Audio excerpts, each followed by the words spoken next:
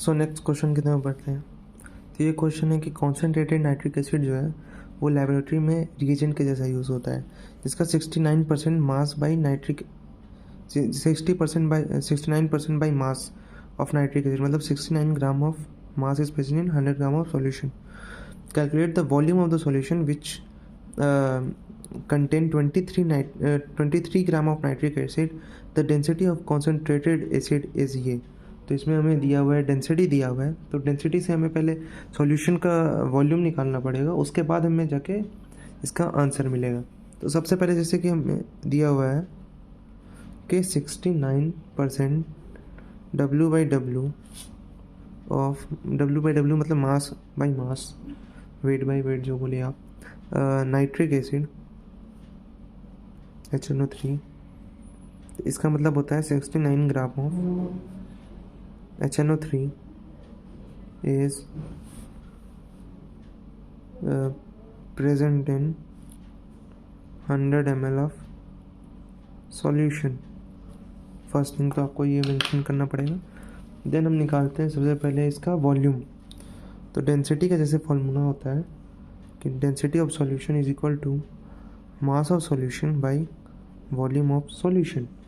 तो डेंसिटी हमारा दिया हुआ है 1.41, मास दिया हुआ है हमारा 100 और वॉल्यूम ऑफ सॉल्यूशन हमें निकालना है। तो volume of solution is equal to 100 by 1.41 is the volume. तो ये हमारे पास वॉल्यूम आ गया। तो जैसे 69 ग्राम ऑफ HNO3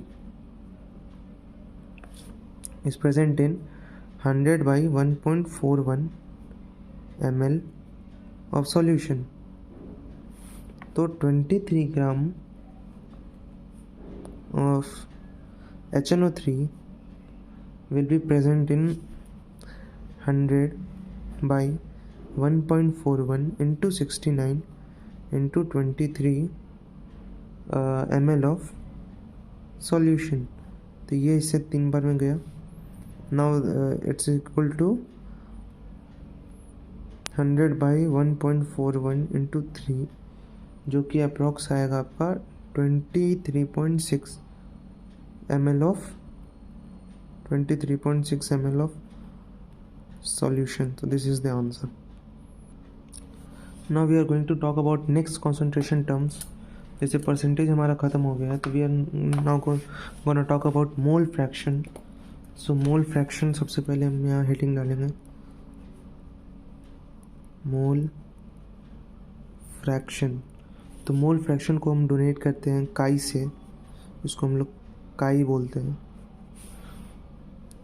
तो मोल फ्रैक्शन जो बेसिकली क्या होता है, ये जो होता है रेशियो होता है numbers of moles of solute या solvent by total number of moles in the solution. मतलब कि आपके कितने मोल्स सॉल्यूट में है by total number of moles in the solution.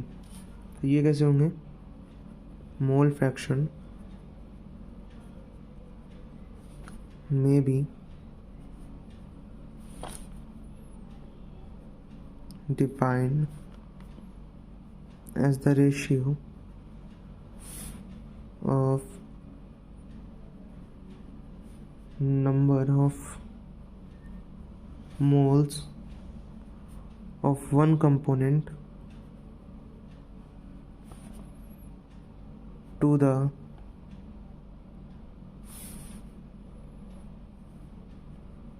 total number of moles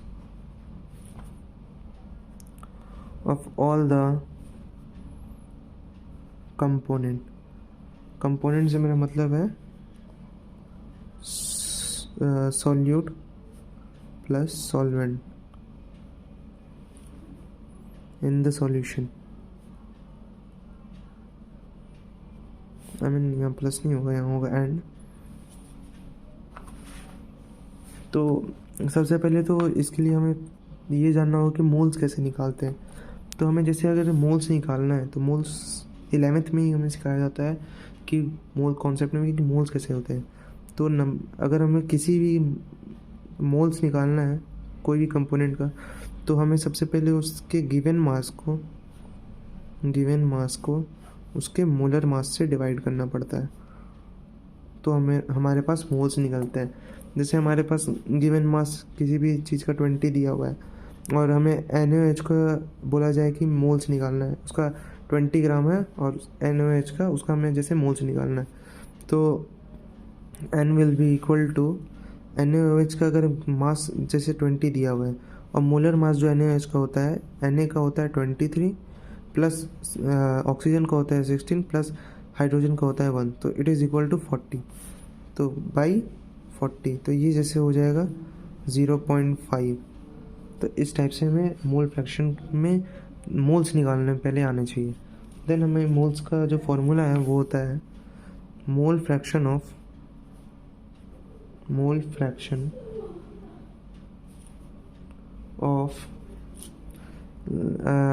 solute will be equal to, let's say solute is equal to A and solvent is equal to B, so it's equal to Na by Na plus Nb। ये हमारे पास होता है mole fraction निकालने का तरीका। इसे हम x से भी बोल सकते हैं। एंड अगर हमें जैसे सेकंड वाला ही निकालना है तो उसके लिए क्या हो जाएगा, मोल लाइक करते हैं x b is equal to NB by Na plus NB। ये सिंपल हमारे पास जो इसका जो है फॉर्मूला होता है for the solute and the solution. ये हमारे पास इसके दो फार्मूला होता है। एक और चीज़ इसमें इम्पॉर्टेंट होती है कि ये टेम्परेचर इंडिपेंडेंट होता है, इट्स टेम्परेचर इंडिपेंडेंट। ओके, अब जैसे हम लोग ये दोनों को किए तो एक सॉल्यूशन में जैसे हमारे पास XA और NXB है, तो अगर जब हम इन्हें ऐड करेंगे तो हमारा कुछ ऐसे होगा, जैसे कि XA प्लस XB will be equal to Na by Na plus NB plus NB by Na plus NB which is equal to Na plus NB by Na plus NB। इससे ये कट जाएंगे, इसका वैल्यू जो आएगा वो 1 आ जाएगा। तो हमेशा याद रखना चाहिए कि किसी भी मोल फ्रैक्शन में दोनों का जो सम होता है वो इक्वल टू 1 आता है। तो अगर हमारे पास जैसे XA का दिया हुआ है, हमें XB का निकालना है, तो हम ये भी कर सकते हैं कि 1 minus XA is equal to XB। अब जैसे हम एक क्वेश्चन करते हैं मोल फ्रैक्शन का, जिसमें दिया हुआ है calculate the mole fraction of ethanol and water in sample of rectified spirit which contain 95% of ethanol by wait. तो हमें सबसे पहले इसे ब्रेक डाउन करना पड़ेगा। 95% ऑफ इथेनॉल बाई वेट, तो इसका मतलब होता है 95% W/W C2H5OH which is equal to 95 gram of C2H5OH in 100 ml of solution।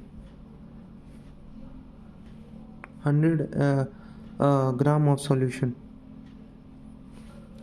so mass of water will be equal to mass of water is equal to 100 minus 95 which is equal to 5 gram। now molar mass of ethanol हमें सबसे पहले find करना पड़ेगा, तो हम वही चीज़ लगाएंगे molar weight of ethanol. तो ये क्या होगा C2H5OH। तो यहाँ पे हमारे पास 6 हाइड्रोजन है, तो 6 × 1 हाइड्रोजन का 1 होता है। कार्बन का हमारे पास 2 है, तो 12 × 2 प्लस ऑक्सीजन का 16 होता है।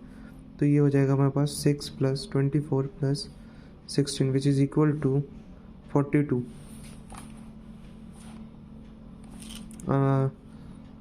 42 नहीं होगा, 46 होगा। नाउ मोल्स ऑफ इथेनॉल हमारे पास निकालना है, तो moles of ethanol will equal to given mass by molar mass, given mass by molar mass which is equal to given mass है हमारे पास 95 अब मोलर मास है हमारे पास 46, ये हो गया। नाउ हमें वाटर का भी फाइंड करना है।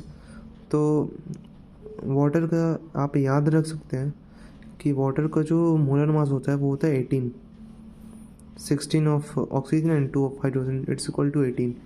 तो इसके जो मोल्स हो जाएंगे NH2O will equal to 5/18।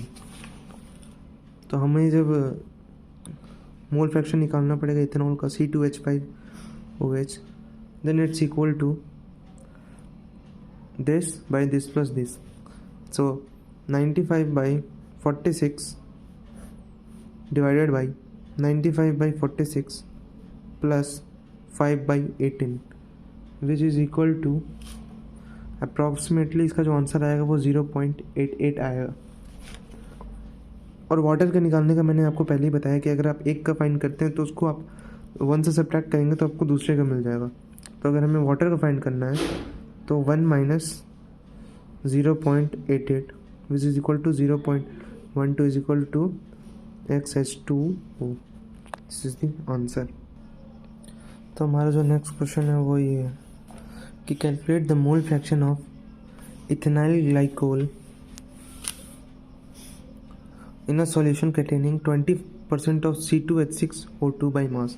C2H6O2 होता है हमारे पास इथेनाइल ग्लाइकोल का क्या बोलते हैं उसको नाम। तो हमारे पास सॉल्यूशन जो आएगा वो ऐसा आएगा कि 20% W/W of C2H6O2 will be equal to 20 gram of C2H6O2 is present in 100 gram of solution। तो हमारे पास जब सेकेंड हमारे पास कोई कंपोनेंट नहीं दिया होता है तो हम उसको नॉर्मली वाटर ले लेते हैं H2O। सो हमारे पास जो मास ऑफ H2O आएगा that will be equal to 100 minus 20 gram which is equal to 80 gram. Now molar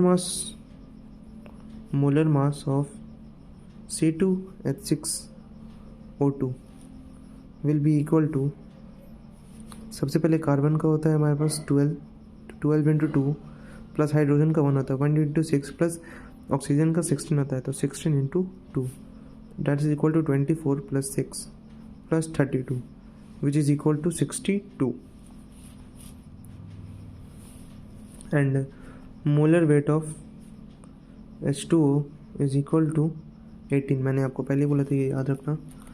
now अगर हमारे पास मोल निकालना हो तो NC2H6O2 will be equal to, हमारा ये कितना दिया हुआ है था 20 ग्राम। तो given mass is 20 and molar weight is 62 and NH2 will be equal to 80/18। तो हमें जब मोल फ्रैक्शन निकालना होगा तो अगर हमें ये इथिलाइन ग्लाइकोल का हमें निकालना है तो C2H6O2 will be equal to, पहले इसके मोल डिवाइडेड बाय दोनों के मोल ऐड अप करना है तो 20/62 plus 80/18 which is equal to approximately 0.06 आएगा आंसर आपका यहाँ पे। Now coming to the next one XH2, तो ये आपका होगा 1 माइनस, डायरेक्ट आप आंसर निकाल सकते हैं 1 minus 0.06 which is equal to 0.94। तो ये हमारे पास आंसर होगा इसका।